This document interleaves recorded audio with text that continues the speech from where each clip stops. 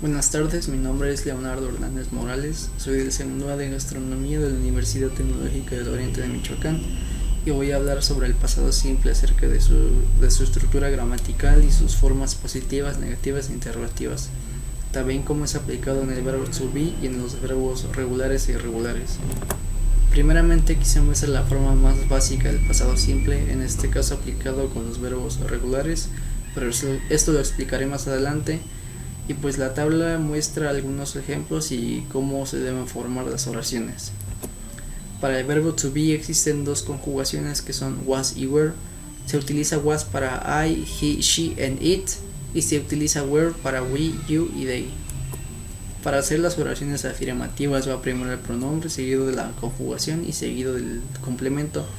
Para las oraciones negativas es lo mismo, solo que después del complemento se le agrega not.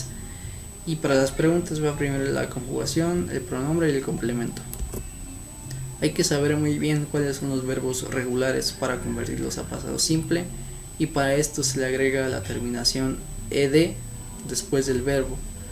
Y aquí la tabla muestra algunos ejemplos sobre cómo serían estos verbos regulares en pasado simple. Para las oraciones afirmativas va primero el pronombre seguido del verbo regular en pasado simple, seguido del complemento. Para las oraciones negativas va primero el pronombre, pero aquí se le agrega la conjugación del verbo hacer en pasado, que es did, y se le agrega la terminación not y el verbo pero en infinitivo y el complemento. Y para las preguntas va primero el verbo hacer en pasado, seguido del pronombre y seguido del verbo en infinitivo y después su complemento. Estos verbos, que son los verbos irregulares, no tienen como tal una regla como se muestra aquí, y más que nada hay que aprenderlos de memoria. Son bastantes los que existen, pero pues aquí se muestran algunos ejemplos de cómo serían, y la tabla muestra dos columnas, una para el pasado simple y otra para el pasado participio, y como podemos ver pues en ambos casos cambian o también pueden ser igual. Entonces estos hay que sabérselos de memoria para poderlos utilizar correctamente. Y aquí es lo mismo que con los verbos regulares, lo único que cambia pues obviamente sería el verbo.